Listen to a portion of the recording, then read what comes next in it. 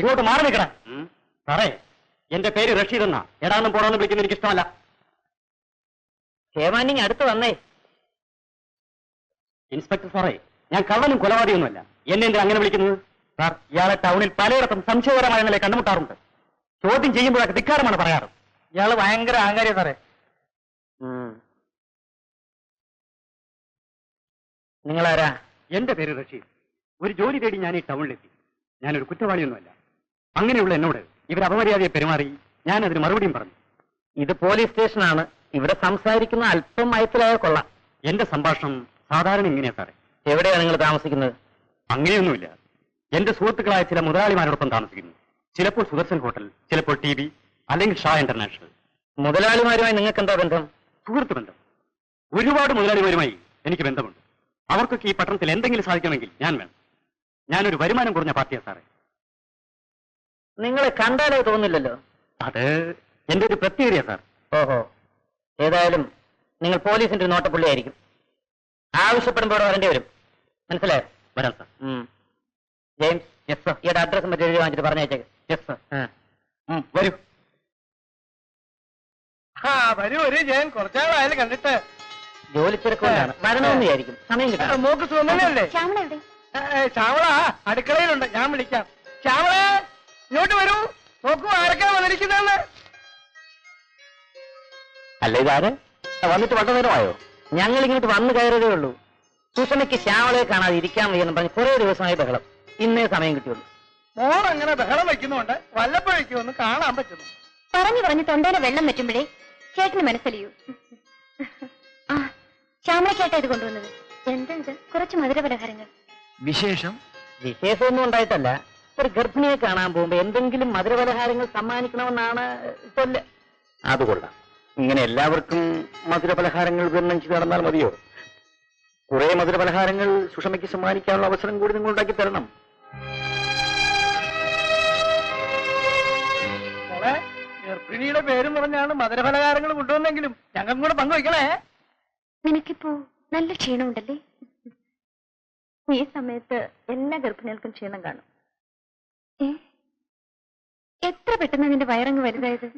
പോടി. ഓ, പെണ്ണങ്ങ് നാണിച്ചു പോയി. ഇതൊക്കെ ഒരു ഭാഗ്യമാ ശ്യാമളെ.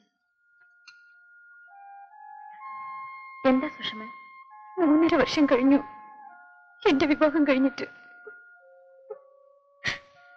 ഇതുവരെ കരയുന്നോ? ഇതെല്ലാം ദൈവം കൂടെ മനസ്സ് വെച്ചാലേ നടക്കും.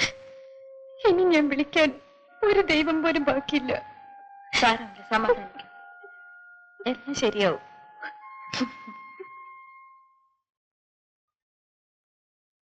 പ്രഷർ ഇപ്പം കൂടിയിട്ടുണ്ട്. കണ്ടില്ലേ കാലിൽ നീര് വന്നിരിക്കുന്നത്? ഏതായാലും ഇനി ഉപ്പ് കുറയ്ക്കണം. പ്രഷർ കൂടിയാൽ പ്രസവത്തിന് ബുദ്ധിമുട്ടുണ്ടാകും. ഉപ്പില്ലാത്ത ഭക്ഷണം കഴിച്ചാൽ വളരെ നല്ലത്.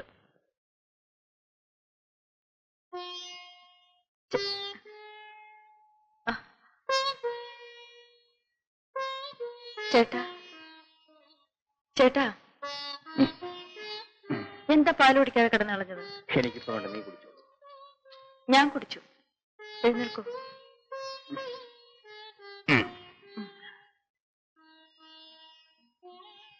അത് പറ്റില്ല, കുറച്ചുകൂടെ കുടിക്കും.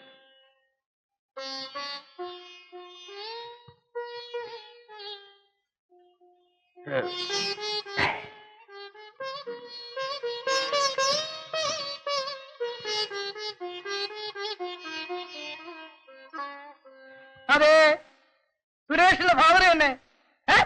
ആക്സിഡന്റോ? ആശുപത്രിയിലോ? മോളെ, അച്ഛൻ പറയുന്ന മോള് വിഷമിക്കണ്ട. സുരേഷിന് ഒരു ചെറിയ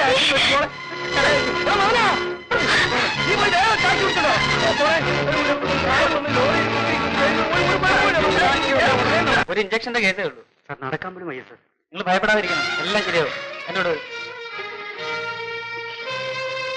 അയ്യോ മോനെ, ചേട്ടാ, ഡിസ്റ്റർബ് ചെയ്യരുത്.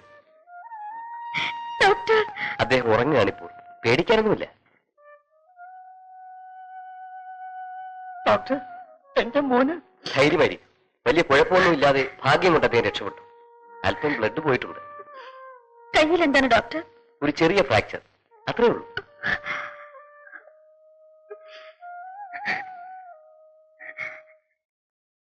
ലോറി ഡ്രൈവറെ ഞാൻ കസ്റ്റഡിയിൽ എടുത്തിട്ടുണ്ട്. അയാൾ നന്നായി മദ്യപിച്ചിരുന്നു. അതാണ് അപകട കാരണം. വലിയ അപകടം ഉണ്ടാകാനൊരു ഭാഗ്യം. സുരേഷ് കാർ ഒരു വശത്തേക്ക് വെട്ടിത്തിരിച്ചുകൊണ്ടാണ് രക്ഷപ്പെട്ടത്. അല്ലെ എല്ലാം തകർന്നേനെ. ഇതുവരെ ബോധം വന്നില്ലല്ലോ ഡോക്ടർ? ഇത് ബോധക്കേടല്ല, ശാന്തമായി ഉറങ്ങാൻ മരുന്ന് കൊടുത്തിരിക്കുകയാണ്. അദ്ദേഹത്തിന് നേരത്തെ നല്ല ബോധമുണ്ടായിരുന്നു. നേരം വളരെ ഇരുട്ടി, നമുക്ക് പോവാം. വാമോളെ, നമുക്ക് പോവാം. എല്ലാവർക്കും പോകാം, ഇവിടെ ആരുടെ ആവശ്യമില്ല. വാമോളെ, നമുക്ക് പോവാം. ഞാൻ വരുന്നില്ല അച്ഛാ.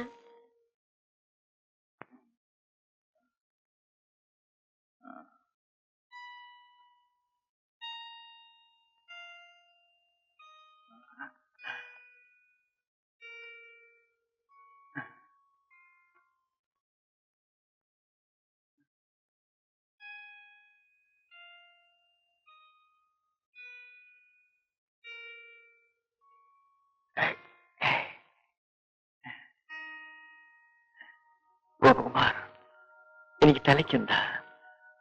നന്നായി വേദനിക്കുന്നു. ചെറുതായി വേദനിക്കും, സാരമില്ല. അല്പം കഴിഞ്ഞ് മാറിക്കൊള്ളും ഡോക്ടർ. എനിക്ക് കുഴപ്പമൊന്നുമില്ല. എല്ലാവരും വീട്ടിലേക്ക് പോയിക്കൊള്ളൂ. ശ്യാമളയും പോയിക്കൊള്ളൂ. ഇല്ല, ചേട്ടനെ ഈ നിലയിൽ വിട്ടിട്ട് ഞാൻ എങ്ങും പോകുന്നില്ല.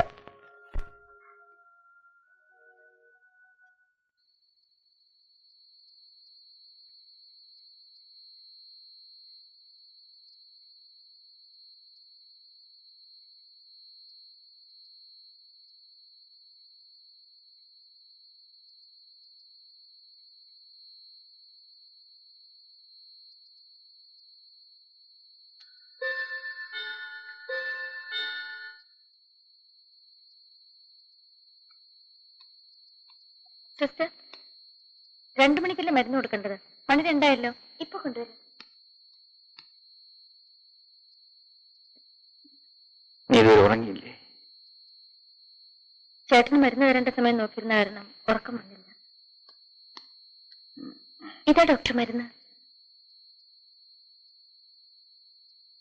ഇനി നാളെ രാവിലെ 6 മണിക്ക് മരുന്ന് കൊടുത്താൽ മതി.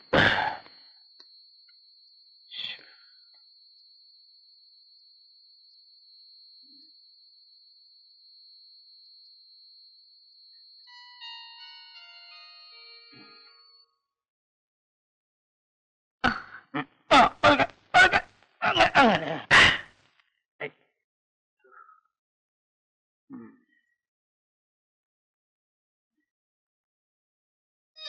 ഞാൻ എടുത്തുതരാം.